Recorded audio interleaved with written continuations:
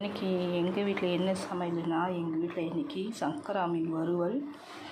ஏன்னா சங்கரா மீன் தான் ரொம்ப டேஸ்ட்டாக இருக்கும், சாப்பிடாததுனால சங்கரா மீன் தான் வாங்குவோம் நாங்கள் எப்போவுமே. இங்கே கொஞ்சம் வறுத்து வச்சுருக்கேன். இதில் ஒரு கிழங்கா மீன் ஒரு 4-5 மிக்ஸ்டாக இருக்குது. இங்கே நான் ஒயிட் ரைஸ் வச்சுருக்கேன். நான் எப்போவுமே குக்கர் ரைஸ் தான் வைப்பேன். ஏன்னா படித்தா எங்கள் வீட்டில் யாரும் சாப்பிட மாட்டாங்க, அதனால் நான் குக்கர் ரைஸ் தான் வைப்பேன்.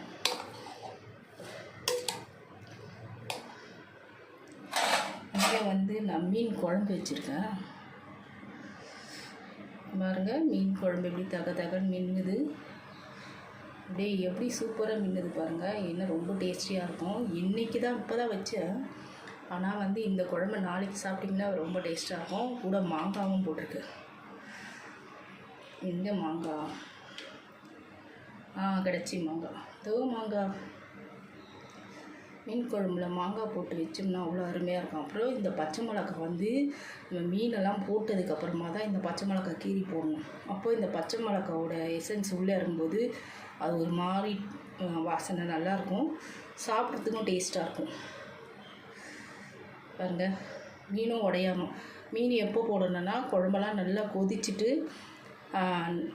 கொதிச்சிட்ருக்கும். நம்ம இறக்க போகிற ஸ்டேஜில் ஒரு 5 நிமிஷம் மட்டும் மீன் போட்டு அடுப்பை ஆஃப் பண்ணிடணும். ஆஃப் பண்ணிட்டோம்னா மீன் உடையாமல் அப்படி இருக்கும், முழுசாக இருக்கும்.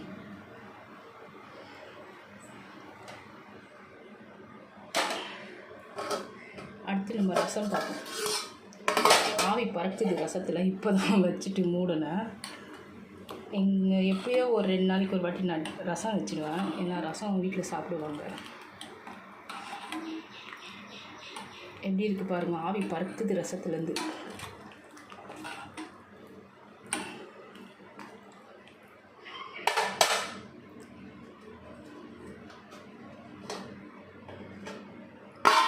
மீன் குழம்பு தான் இதில் இருக்கிறதுலே ஹைலைட்டாக இருக்குது.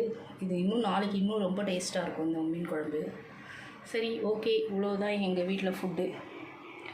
வேணுன்றவங்க வாங்க சாப்பிட்லாம்.